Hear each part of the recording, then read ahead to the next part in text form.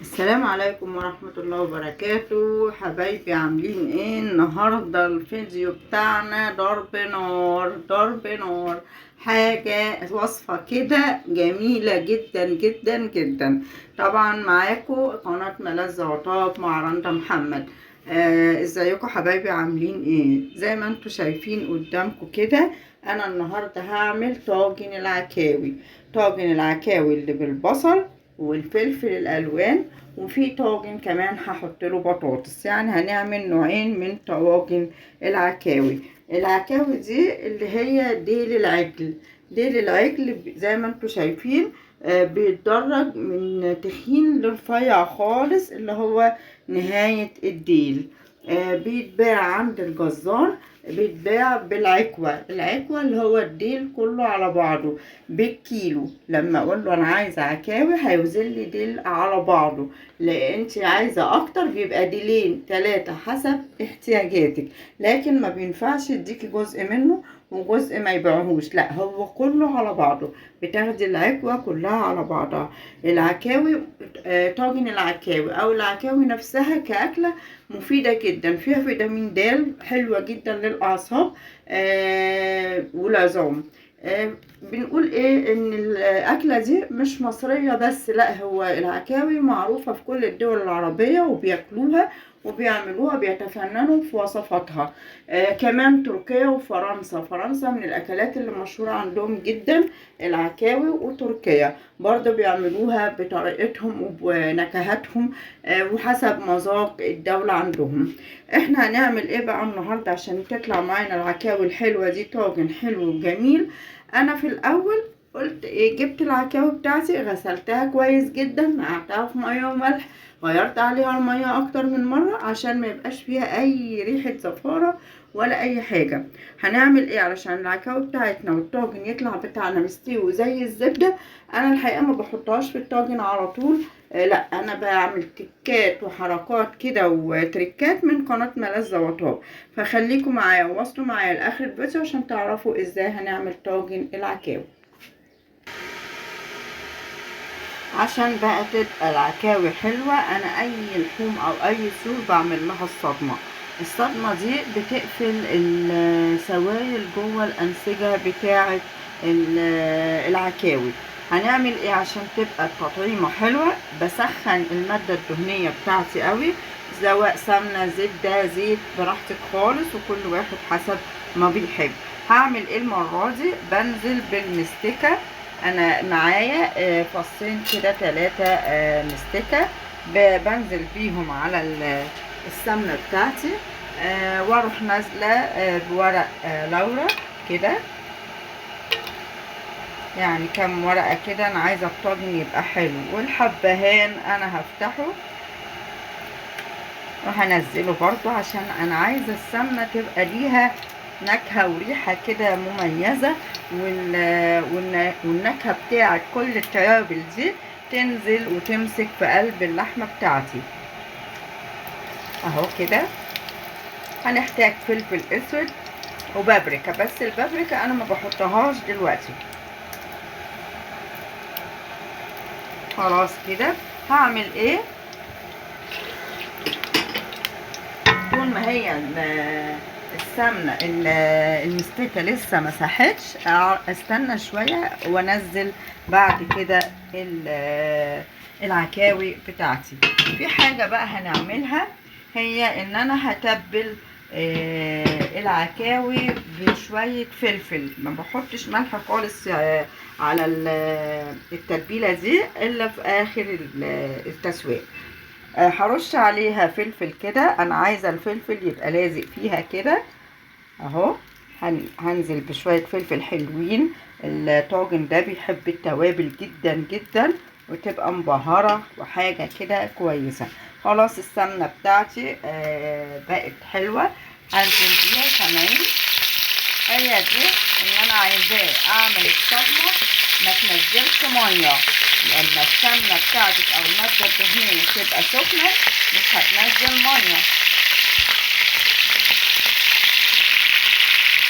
طبعا انا بسيبها في قلب السمنه او الزبده الماده الدهنيه بتاعتي شويه لغايه لما تاخد اللون، ما اقلبهاش كتير، انا مش عايزه العصاره بتاعتها تنزل خالص. وبعد شويه اروح مقلباها، اخلي كل الجوانب باللون اللي هو الذهبي ده، البني الفاتح. هنشوف مع بعض هي حصل لها ايه. اهو اللون اتغير، ابدا اقلبها كده.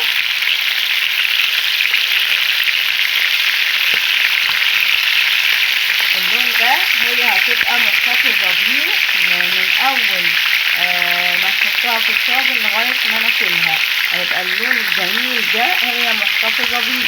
خلاص نقلبها كده على كل الجوانب وتبقى معايا نفس اللون بالظبط. اول ما اخلصها هوريها لك. زي ما انتم شايفين كلها لونها بقى ذهبي كده، بني فاتح. خلاص كده هعمل ايه؟ انا هنزل بالميه المغليه على العكاوي بتاعتي.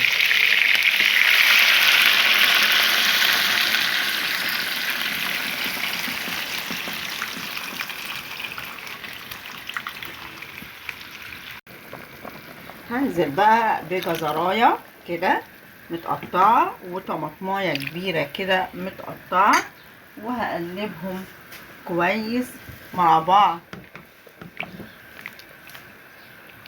كده، وهغطي بقى الحله وهسيبها زي ما بنقول اول ما بتغلي بنوطي العين شويه، ما بنخليهاش عاليه.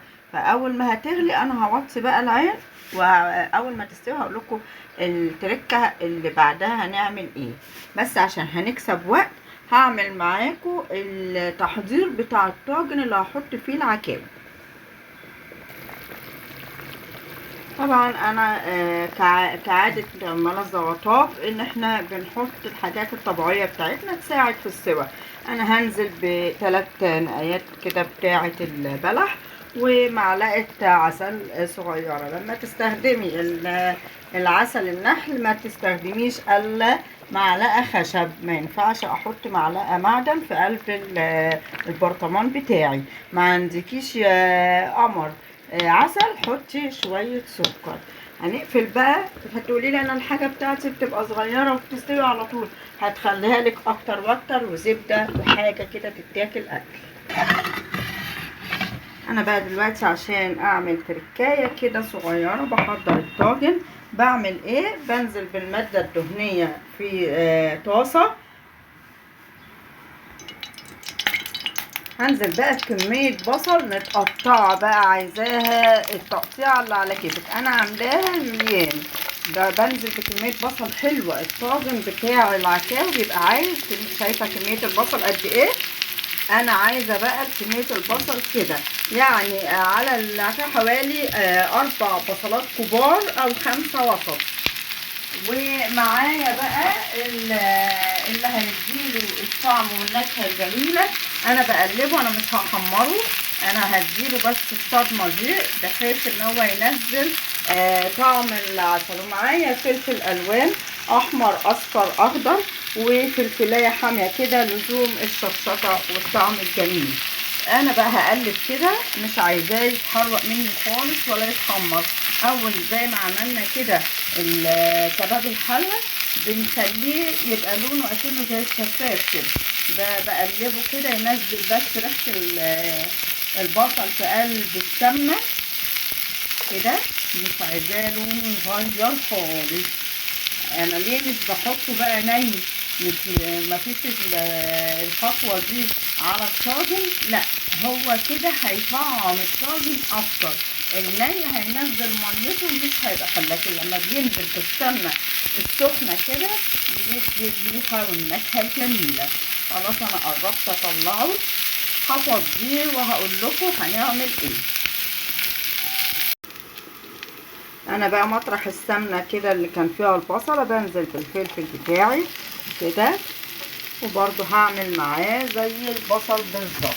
هقلبه كده تقليبتين وهشيل اهو كده تقليبتين صغيرين خالص، بس بحيث ان هو يتطعم مطرح البصله والسمنه والكلام ده. وهشيله على طول، مش هطول عليه. خلاص كده العكاوي بتاعتي استوت وبقت حلوة، ودي الشوربة بتاعتها. بصوا الحلاوة، بصوا الدسامة، بصوا جميلة جدا جدا. طبعا انا صفيتها من كل الحاجة اللي فيها. هنعمل الطاجن اللي هو طاجن العكاوي اللي بالبصل الاول. هنعمل ايه بقى؟ انا مسخنة الطاجن الفخار ده في الفرن كويس جدا.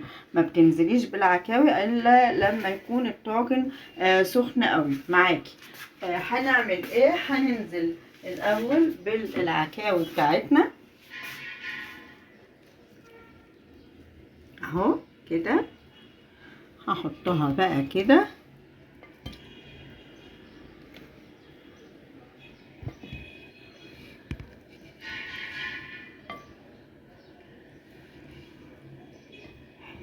اهو، وهنزل بالفلفل اللي انا قلبته في السمن بتاعة العكاوي وهي في الصدمة.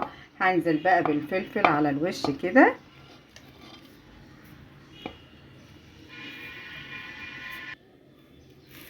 وهنزل برضو بالبصل اللي انا مشوحاه وعاملاه كده بس من غير ما يتغير لونه في قلب الطاجن بتاعي.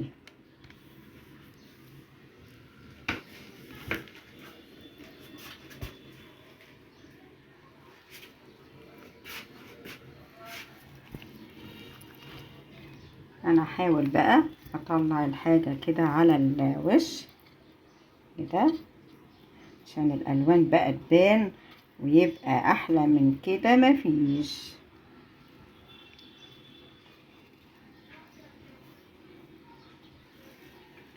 ايه بقى التركة التانية؟ انا هعمل ايه؟ هنزل بقى شوربة من اللي انا عاملاها. انا ما كنتش حاطه في التتبيله بتاعتي ملح، فعشان كده لما صفيت الشوربه حطيت لها ملح.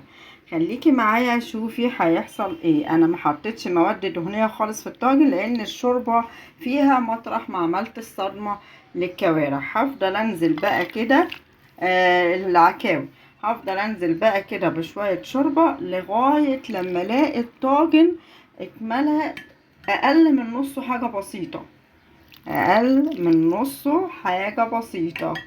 بصوا اهو انا لسه مجاش نص. الشوربة دي طبعا بتاعة سليق العكاوي، انا ما بعملهاش نية عشان بتاخد سوا جامد قوي في الفرن. بتاخد على النار العالية حوالي ساعتين وبعد كده بوطي النار بتاخد حوالي ساعة ونص. فليه هنعملها بنفس التطعيمة وحلو معايا وهتبقى جميلة جدا. خلاص كده انا مخليه الطاجن بتاعي مش مليان علشان لما اقفله بالفويل والشوربه بقى في الفرن تسخن كده مفيش حاجه تتدلدق من الطاجن. هقفله بالفويل على ظهره برضو زي ما انا بقول كده، نخلي اللي بيلمع هو اللي تحت كده.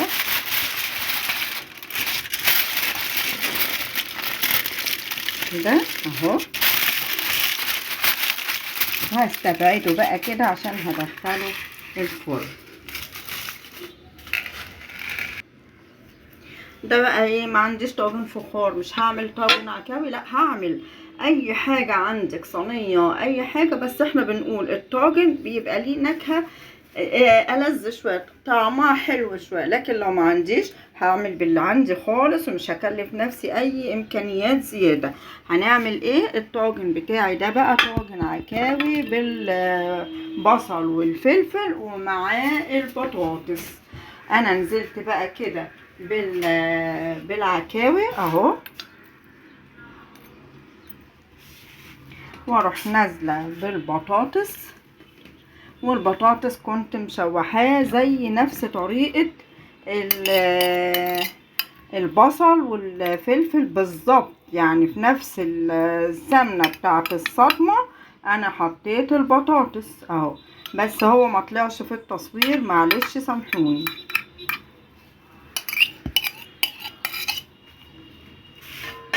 وهنعمل ايه بقى؟ اهو هننزل بالبصل بقى كله كده عليها. يا سلام يا سلام يا سلام، احلى طاجن عكاوي بالبصل اهو كده، جميل جدا، الريحة تحفة. وهنجيب برضو الفلفل وهنزل بيه على وش الطاجن اهو.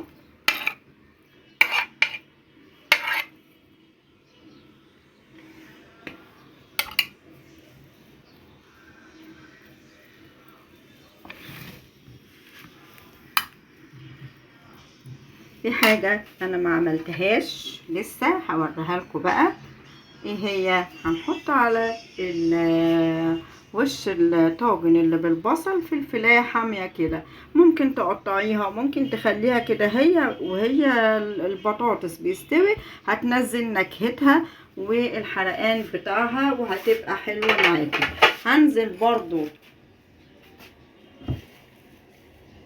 هنزل بقى على البطاطس بالبابريكا اهو، بطعمها كلها بقى كده بالبابريكا اهو.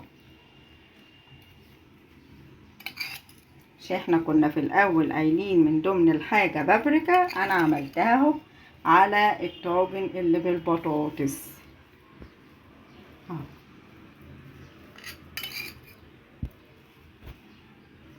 حلوة اوي. هننزل بالشوربة بقى بتاعتنا على الطاجن بتاع البطاطس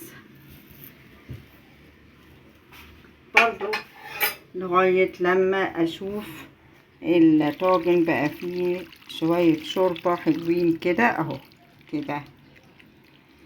انت عملتي الطاجن بتاع البطاطس وعملتي طاجن العكاوي من غير بطاطس بالبصل والفلفل الالوان وفايض عندك شوربة، هترميها؟ اوعي ترميها، دي ممكن بقى تعملي بيها احلى محشي لانها دسمة جدا. هتعملي بيها ممكن بامية، ممكن تخليها عندك هحط فلفلاية حامية كمان عشان انا شايفة ان الفلفلاية صغيرة شوية. ممكن تخليها عندك اهو، حطها كده. ممكن تخلي الشوربة عندك في الفريزر يوم ما تكونيش عاملة ولا فراخ ولا لحمة ولا اي حاجة، تعملي بيها صينية بطاطس في الفرن مع شوية رز، وبدل ما البطاطس يبقى بالمية والطماطم بس، لا انا هحط لها الشوربة الجميلة بتاعتي دي. ممكن تعملي بيها اي خضار يعني مش هتخسر، هتعملي فيها لسان عصفور شوية خضار، تبقى شوربة خضار، شوربة لسان عصفور، تكيسيها وشيليها في الفريزر ومش هتندمي ان انت سلقتي العكاوي. هتطلع معاكي احلى طاجن عكاوي بالبصل واحلى طاجن عكاوي بالبطاطس. هنغلفها بالفويل زي الطاجن التاني وهروح على الفرن على طول حامي. اول ما بدخله يبقى الفرن حامي لان انا كل حاجه عندي مستويه حتى البطاطس يتشوح. هخلي الفرن في الاول حامي اضمن ان كل المكونات سخنت وغليت كده مع بعضها واتجانست، وابدا اهدي الفرن شويه يستوي على نار هاديه. زي ما قلت لكم انا بعمل الفويل على الناحيه اللي بتلمع هي اللي ناحيه الاكل، عشان الطبقه اللي هي المطفيه دي هي اللي بيبقى فيها الماده السامه، فاحنا بنعمل كده علشان حفاظا على صحتكم. هنخش بقى هندخل الطاجن بتاع العكاوي بالبطاطس وطاجن العكاوي بالبصل والفلفل في الفرن، واول ما يستوي هوريكم الجمال. يا جماله يا جماله، شايفين الطاجن العكاوي اللي بالبطاطس طالع من الفرن شكله عامل ازاي؟ هو لوحده بيتكلم. البطاطس مستويه زي الزبده، بصوا اهي زي الزبده والله. والطاجن العكاوي اللي بالبصل والفلفل الالوان زي ما انتوا شايفين كده، حاجه كده تحفه يتاكل اكل. خلوا بالكم لو انتوا عاملين طاجن فخار، الطاجن الفخار ما بيبردش بسهوله، فخلي بالك وانت بتتعاملي معاه عشان ما تتلسعيش.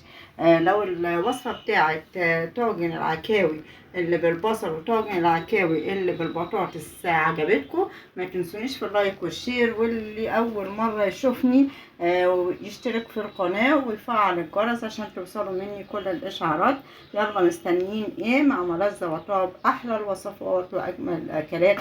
سلام عليكم.